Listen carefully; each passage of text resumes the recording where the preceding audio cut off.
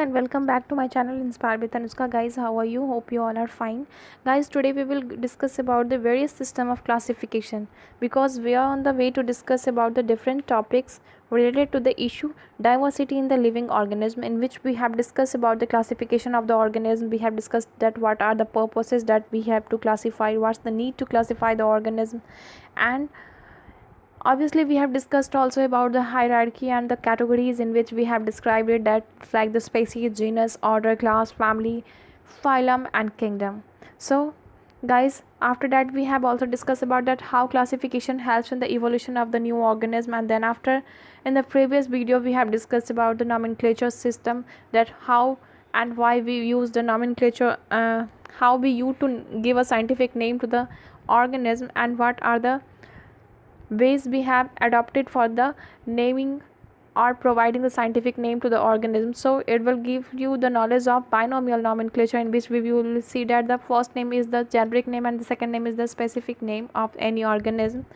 And we have also seen that why there is the need to give a name to the plant or animal, because it's so difficult to recognize or to identify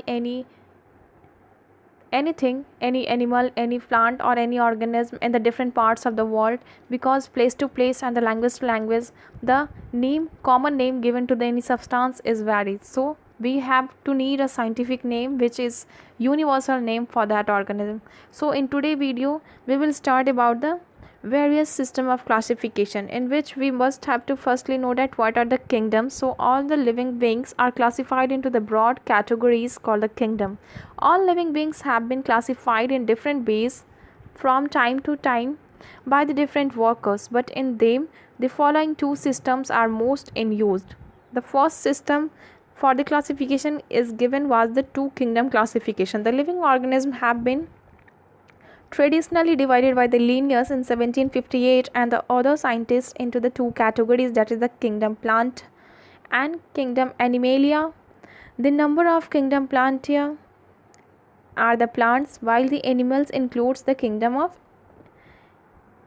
animalia. So the plants differ from the animal in many reception and many respects. Plants do not use sun's energy to produce or prepare their food and grow indifferently.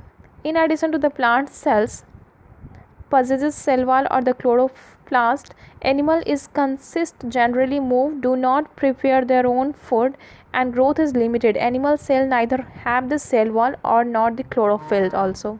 So it must be recommended that the difference between the higher plants and animals are sharp. However, the difficulties is experienced in the cause of lower unicellular plants and animals. For example, some organisms like the Euglena have the features of both plant and animal. So such organisms were kept in the some plants and under the animals by both also. So Euglena is a single celled organism generally kept under the animalia. It has the chlorophyll and can prepare their own food like plants, but however it lacks the cellulose cells and it doesn't have the cell wall. So we can put it in the plant section. Next one example is fungi, which are kept under the plantia, lack the chlorophyll and derive nutrition from the dead organism matter by the other methods. So some unicellular organisms like the smile molds and the plantia, however smile molds possess the characteristics of both plants and animals. So these some organisms have created the problem or the confusion that two kingdom classification is not so much extended, so that it can help in the knowledge, or it can help in the dividing the animals or plants in the classification, because there are some animals which are within all these things or which are above all these things. So we have then recognized the three kingdom classification. Realizing the shortcoming of the two kingdom classification, a German zoologist Ernest Haeckel in 1866 proposed the third kingdom classification, in which Protista from the unicellular organism is included. The kingdom Protista included all such unicellular organisms which possesses the characteristics of both plant and animals, or which are neither plants or nor the animals. So none system proposed so far took the accounts the origin and the evolution of the organism. So this system simply classified the organism on the basis of their shared characters. So this is also not enough for us to know or to distinguish the organism in the categories.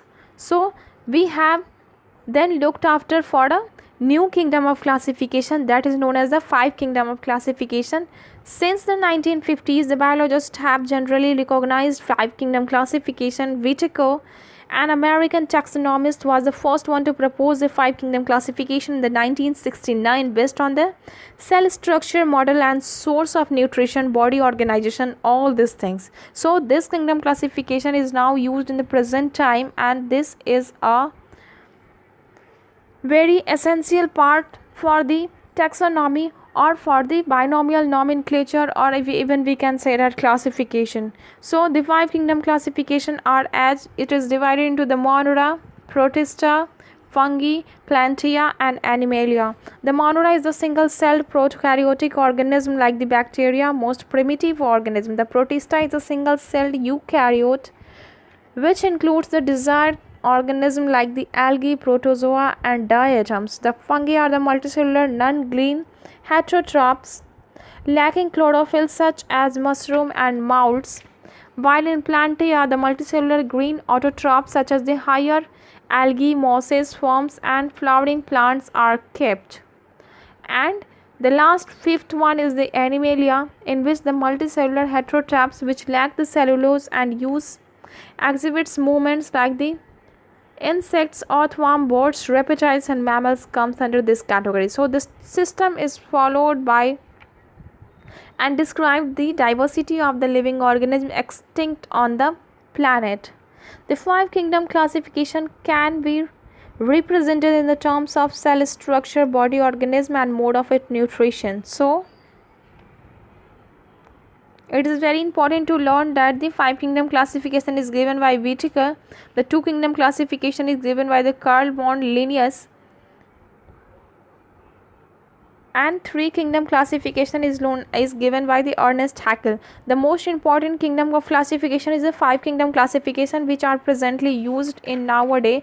So guys, hope you all have liked this video, and if this video has provided you any type of any sort single information which I have included or which have inspired your knowledge, then I will be very glad to know that. Put it in the comment section that what you have learned from this video and what are the feedbacks you want to give it to me, and either I have to improve my way or I have to improve something or add up to create a new dimension in providing you the information. Guys, hope you all have liked this video. If you liked it, then please press the like button, share it with your friends, subscribe my channel and don't forget to click on the bell button icon. Guys, thank you so much for watching and giving your precious time to me.